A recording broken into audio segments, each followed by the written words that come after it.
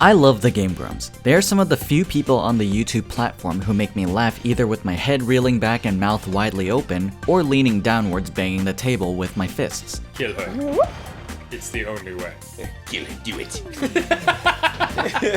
Or like he goes up to this girl and asks her out and she's like, no, you're ugly. And then he walks away and he's like, blew it. However, I also love Pokemon, specifically Pokemon Nuzlocks, and specifically in that oddly specific category of specific niche content, hardcore Nuzlocke. So, when the Game Grumps announced that they were doing a Pokemon Platinum Nuzlocke, advertised as a Grumplocke on their channel, I knew I was in for a treat. And by absolutely no surprise, they crushed it. I still think they are very, very funny. However, the Roark Fight was, to say the least, interesting, with a lot of things that Aaron can work on to prevent this kind of thing from happening in the future. And because I'd like to think of myself as a qualified hardcore Nuzlocker thanks to having 10 years of Nuzlocke experience, with 5 of those years being hardcore Nuzlocke experience, rather than some fraud who thinks he's good at the competitive side of the game and actively pushes others down when the situation suits him, I figured I'd give my honest yet critical feedback of the Roark Fight. By the way, if you guys want to see more of this type of content, please subscribe. I have a ton of videos about Nuzlocking that will help you, as well as a subreddit where you can not only hang out, but also ask Nuzlocke related questions. Finally, please do not judge people on how they play their Nuzlockes. The Game Grumps in particular stated their rules in bold text at the start of their series and in their comments and descriptions, so we will be playing off of their rules. Let's actually go over their rules first, in fact, that way we are all on the same page. Number 1, every Pokemon gets a nickname. Number 2, they cannot flee from fights. Number 3, they can only catch one Pokemon per area, but importantly, it does not need to be their first encounter, so they can choose which Pokemon they'd like to catch. Number 4, if a Pokemon faints, it cannot be used anymore. Number 5, if every Pokemon in the party and boxes have fainted, it's game over. Number 6, no cheating, which means no hacking in rare candies, for instance. Number 7, no outside trading. And number 8, they can only grind their Pokemon in areas where they have not caught their encounter. Alright, now that we're on the same page, let's take a look at their team for Roark. And there are some things I have to say good things about. Starly is the best encounter on Route 201. Shinx is the best encounter on Route 202, except we'll get to that point later. And Piplup is at an appropriate level. That's all good, but now it's time to be a little critical. And a little is a bit of an understatement. First, because of their rules and how they are allowed to choose their encounters, this Shinx could have been better. Shinx has 2 abilities. One of them is Rivalry, which boosts damage to targets of the same gender while dealing reduced damage to opposite gender targets. The other ability is arguably the best ability in the game, Intimidate. Aaron's Shinx does not have Intimidate. You can tell because the stat drop does not activate on Roark's Cranidos in the fight. If the Shinx did have Intimidate, its opponent would have had its attack lowered when Shinx went into battle. The second thing is that all except Piplup are under-leveled, especially the Onix. This means way more damage will be dealt by Roark, but also that Starly isn't Staravia, as it evolves at level 14 and is granted, hey, what do you know, the best ability in the game. Third, assuming they are also playing with duplicate claws in effect, this Onix from Orberg Mine is not actually as optimal an encounter as you think. Aaron even made a comment about evolving into Steelix when attempting to catch an Onix in this area. Maybe I should get the Geodude instead of Onix, but Onix can turn into Steelix, and Steelix is sick as fuck. Okay. Alright, I'm gonna switch over to Piplup. This all sounds good in theory, but what Aaron does not know is that Steelix is only obtainable by 2 methods. 1, he'll have to wait until Iron Island to get a chance of catching Steelix in the wild. 2, he has to trade with a Metal Coat to evolve an Onix into Steelix. Unfortunately, the Grumplocke rules are working against the Grumps here, as Rule 7 prohibits outside trading. All of this means Aaron is stuck with an Onix for the entirety of the game. But all of this is moot if duplicate clause is not in effect, though it is a word of advice for any up-and-coming Nuzlockers out there.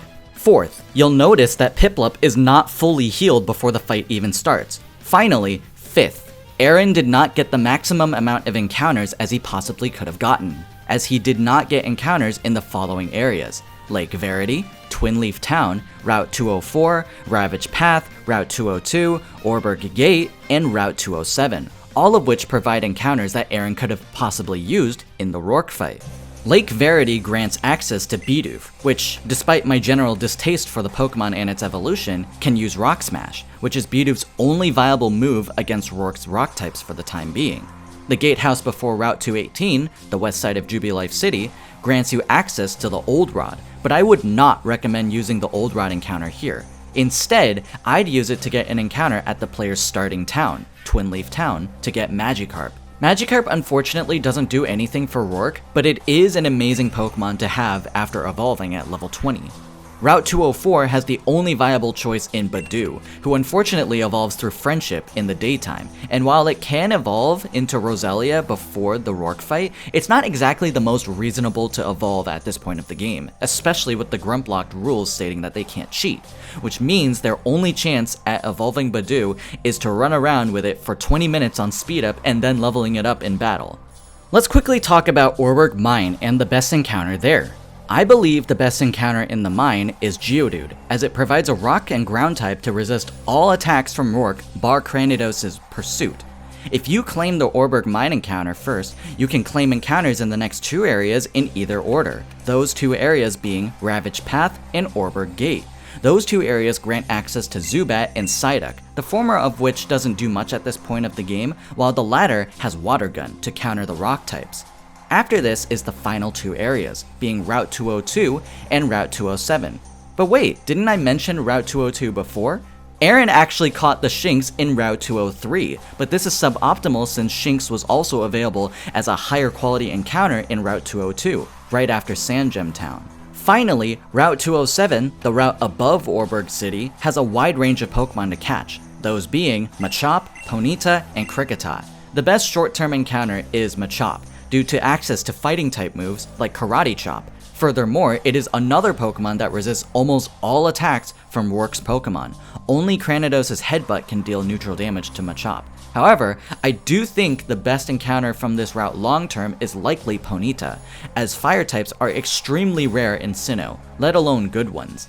Now with all of that out of the way, we can now construct a greater team to defeat Roark. Like this one for example. Now, let's analyze Aaron's fight against Roark with the team that he did have. Aaron led with Onix at the start of the fight. This is suboptimal as the only thing that Aaron can do is switch into Piplup.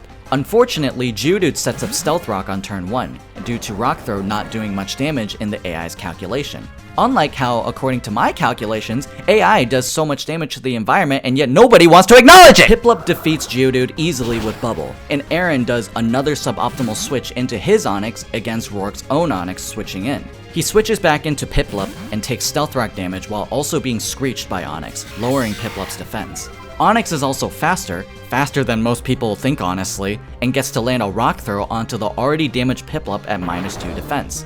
And yet again, Aaron swaps into Onix after Roark is about to send in Cranidos. While most people may think this was a bad switch, in the context of the match, I actually think it isn't as bad as one thinks, as Piplup's Bubble would not be enough to defeat Cranidos, while Cranidos can hit Piplup hard with Headbutt, likely KOing it with -2 defense. Unfortunately, Piplup is put back into the fight, severely damaged after Cranidos hits Onix with a buffed Pursuit. Dan even makes a good point about Aaron's questionable decision to switch in Piplup instead of someone else. Dude, why this one? He's so injured. Because I'm gonna heal him, dude. Oh, you're so smart. Heal goes first. I should have known that you knew what you were doing. Aaron refutes by stating that Piplup is going to be healed on this turn, but as we're going to see right now... Don't do a lot. Oh my god, it's so strong! Yeah. Piplup actually could have been saved here by letting Onix stay in and use its turn to heal Piplup while tanking a non-buffed Pursuit. With that, Cranidos still wants to go for Pursuit since it is its most damaging move against Onix.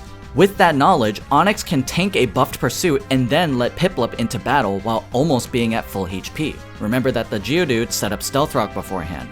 Unfortunately, none of that is done, as Piplup is actually slower than Cranidos and flinches from Headbutt. With this, the run is solidified as dead.